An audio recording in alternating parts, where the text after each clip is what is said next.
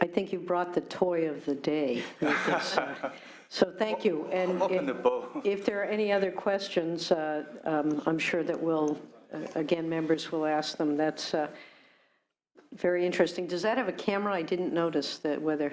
We don't put a camera. Okay, water sampling, it kind of. Oh, that's for water some sample. water. Okay, but it could have a little camera. Yeah, it could. Okay, thank you. Thank you very much. Our next speaker is Sarah Walsh, who is Director of State Government Affairs with the Motion Picture Association of America. Welcome. Thank you. Good afternoon, Chairwoman Jackson and members of the committee. As you mentioned, my name is Sarah Walsh. I'm here on behalf of the Motion Picture Association of America. This is an exciting time for the motion picture and television industry. New technology is helping movie makers push creative boundaries and create the kinds of scenes and shots we could only imagine just a few years ago.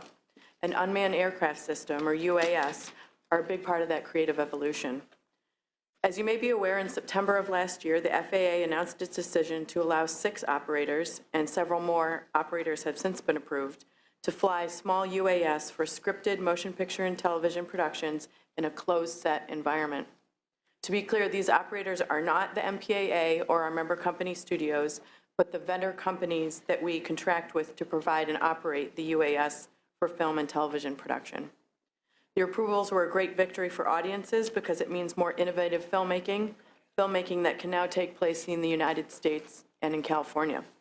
For years, our industry has been safely and successfully operating UAS internationally. Skyfall, Smurfs 2, the Harry Potter films, and Transformers: Age of Extinction all used UAS in production. We operate under closed sets not open to members of the general public, have safety personnel, EMT, and fire on location, and provide routine safety briefings for cast and crew. The terms of the FAA exemptions provide for a number of additional limitations, including the UAS must not weigh more than 55 pounds, including the camera. UAS may not be flown at a ground speed exceeding 50 knots. Flights must be operated at an altitude of no more than 400 feet above ground level. UAS must be operated within visual line of sight of the pilot at all times. The pilot in command must possess at least a private pilot certificate and at least a third-class medical certificate. UAS may not be operated directly over any person except authorized and consenting production personnel. UAS operations may not be conducted at night, and UAS operations may not be conducted from any moving device or vehicle. And I should note that the draft regulations released this weekend by the FAA contain similar, but in many cases less stringent restrictions than those that we're operating under now. UAS are not a complete substitute for manned helicopters in filmmaking, but they are a safer, more efficient, more flexible alternative in so many cases. For example, UAS run on electricity, while manned helicopters require thousands of gallons of gasoline. UAS produce little effect and noise below their path, while manned helicopters produce a lot of downwind, which can disrupt vegetation and other habitat below. And of course, helicopters weigh many tons, while the UAS used in motion picture production weigh under 55 pounds, as I mentioned earlier.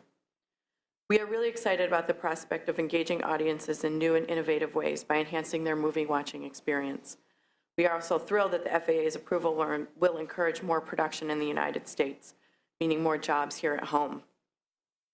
Finally, in negotiating with the FAA, it is our understanding that the navigable airspace for unmanned aircraft is considered to be anything above ground level and therefore regulated by FAA. Indeed, this is the basis for our federal exemption and the other exemptions granted by the FAA. This is in contrast with the navigable airspace for manned aircraft, which is considered to be above 400 feet. The legislature may want to establish a clearer understanding with the FAA on this point going forward. We look forward to working with you on this important issue and appreciate the opportunity to address the committee. I'm happy to take any questions, and I've left copies of my testimony here for the senators. Thank you. Thank you very much. And yes, we do need to clarify with the FAA. Yeah. I'm advised the Supreme Court disagrees as well with their analysis. Right. And it is our hope that the state will have greater jurisdiction over airspace that goes up to what has, I think, traditionally been this 400-foot level. So we'll see. The FAA has a potentially different view, and they've shared that with us in our negotiations. So appreciate it. Very interesting that a lot of what they came up with the 55 pounds and so forth are things that Right. you have been implementing as well. Yep. Thank you very much. You're welcome. We now have Colonel Dana Heschmeyer, Hessheimer, ma'am. Hessheimer? Yeah, Hessheimer. I'm so sorry. Who is with the United States Air Force and will share with us some of the non-military uses of drones. Yes, Okay, thank you, sir. you bet. Senator Jackson, committee members, thank you for allowing me to testify today and actually tell our story about the huge success we had with the rimfire back in August 2012. First of all, I'd like to say that the rimfire was not a military operation. It was in support of CAL FIRE and the National Interagency Fire Center and California Office of Emergency Services. And I hope you all had a chance to see the video that I provided for you guys last week. I was kind of happy when I first walked in here and I actually heard you say RPA. That's the first time I think I've heard anybody say that. And the reason I say that, in the Air Force, we call them remotely piloted aircraft because the men and women that are flying these RPAs actually go through very vigorous military training. And so when we get put into, and we are certified to fly these in the National Airspace System. So when we get put in with the drone word, it's really not fair for the professionalism of the men and women that fly these. As part of the National Guard, one of our missions is to support the state of California. And the three ways we do that is we save lives, protect key resources, and critical infrastructure. And we did that on the rimfire as well. We did our mission the way we were trained to do it, saving lives. We protected the firefighters that were fighting the fires during the weeks we were there. The key resources to protect, we protect Yosemite National Monument. That was a big concern. And also the critical infrastructure was the Hetch Hetchy Reservoir that supplied San Francisco with resources. When we fly these things domestically, we just don't fly them around. We actually have to have approval to do this, and we do this through a proper use memorandum. And we definitely understand our citizens' concerns of privacy in regards to intelligence oversight. So when we fly these missions, we operate underneath the proper use memorandum, and this complies with Department of Defense Regulation 5240.1, which is the DoD intelligence activities part of it. And it states all DoD intelligence activities shall be carried out in strict conformity with the U.S. Constitution, applicable law, and Executive Order 12333, which President Reagan enacted in the early 80s. And this is with special emphasis given to the protection of the constitutional rights and privacy of U.S. persons. And we do this via the POM, and that's our contract with not only the Secretary of Defense, but the citizens of California. Some of the successes we had for the rimfire, it was estimated, which is tough to do, but it was estimated that we saved 4 days of containment on the rimfire. Some other examples included power line scans, scanning of buildings with previous fire lines, lost communications with fire teams, which was critical because this happened not too far after the Yarnell fires. So just an example was that the incident commander lost communications with his fire team. We were able to find them within 5 minutes to make sure they were safe. We also had a location of equipment that had broken down, and believe it or not, we identified location of some cattle of a prominent rancher in the area. So we did that on a non-interference basis. But then he was happy that his cattle were safe. All this information was provided real time to the incident commander, allowing him to make manpower and resource decisions, saving time and money. He could see what was going on real time, so he didn't have to send out any of his people in harm's way while we were over above helping him out. We also provided 24-hour coverage, or near 24-hour coverage. There were some FAA restrictions why we couldn't, and this is something a manned aircraft cannot accomplish. And this real-time information at the time, we're getting pretty sophisticated with it. And then we could get that even to smartphones or iPads at the time, and we can do that now, all within the proper use memorandum of intelligence oversight.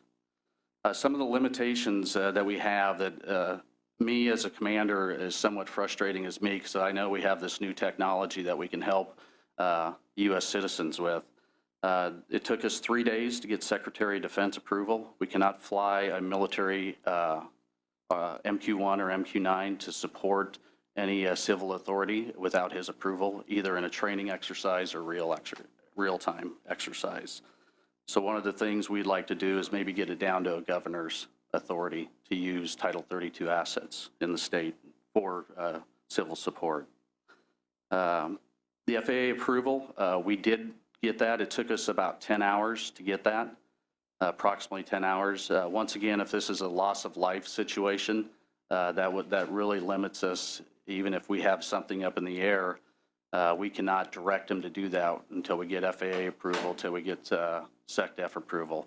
So all the other wing commanders in the United States, unless you're an RPA wing commander, have immediate response authority. And the only people that, wing commanders that don't have that is RPA pilots.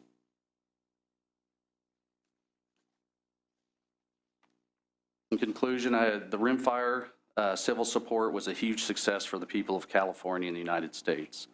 The capabilities demonstrated are only scratching the surface of what can be done. We have the capability to provide support for fires, earthquakes, floods, and search and rescue, or any other man-made disaster that might happen in the state of California, all within the national response framework. And we do this while fully complying with every intelligent oversight directives. If we can save one life, then all the work this committee is doing will be worth it. Thank you again for your time out of your busy schedule, and let me testify and tell my story today. Thank you. Thank you for your success as well in the rimfire. And in conjunction with that, I know that the chief is not here, but certainly a more than competent spokesperson is. So I assume that, Ms. Frank, you are the one who is going to follow up on that. Thank you. Thank you, Senator. It takes two of us to replace the chief, so that's why you see two of us. Of course. Of course. So my name is Claire Frank. I'm the CAL FIRE Deputy Director, Chief of Fire Protection, and this is Travis Alexander.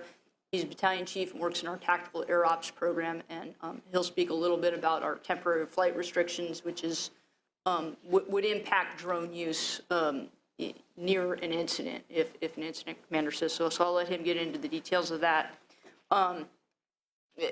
This issue, and I think this is, just as the senator said, this is such an emerging issue and so timely. It's hitting us from a variety of different directions. We're, as you know, responsible for fire protection on 31 million acres of the state, and in order to fulfill this mission, we operate one of the largest firefighting aircraft fleets in the world. The department is also responsible for the oversight of the state's forest products industry and is a sole enforcer of the state's forest and fire laws. Within the scope of that mission, we have great interest in drone technology, both its benefits and its burdens. First, as aviation and incident commanders that need to know what is in the airspace. Second, as consumers, as you just heard, we contracted for the use of a very high-level drone, the Predator, on the rimfire, and it had, with its burdens, many successes that are relevant to future discussions about using that type of technology in those really complex incidents. Not only as consumers and as airspace managers, we also have a little bit of a wrinkle that is coming up through the legislative processes. We're firefighters, and we collect that data, but we're also law enforcement officers as protectors of our forest lands. And so it's a different lens to look at it, as the senator noted. Is law enforcement uses are different than firefighter uses, and the information, when it's seamlessly shared in our department, can create some issues that need to be part of the public discussion. With that, I want to kick it to Chief Alexander to talk briefly about temporary flight restrictions, and then what we kind of see as the present and future of drones, just within our mission. I won't take too long on that.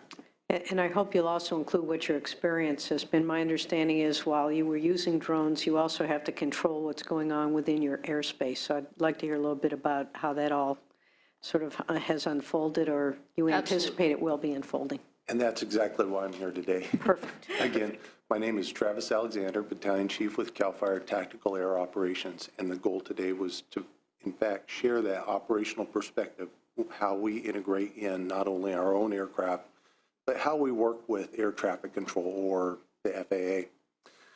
So a brief description, when we have a large-scale incident, be it a wildfire, be it an earthquake, flood, there's an opportunity for us to develop a temporary flight restriction, and that's under Chapter 14 of the Code of Federal Regulation, Part 91, 137, where us, CAL FIRE, as a public safety agency, were able to employ a temporary flight restriction, and it's for the safety of the public at large and to provide a safe operating airspace for our aircraft.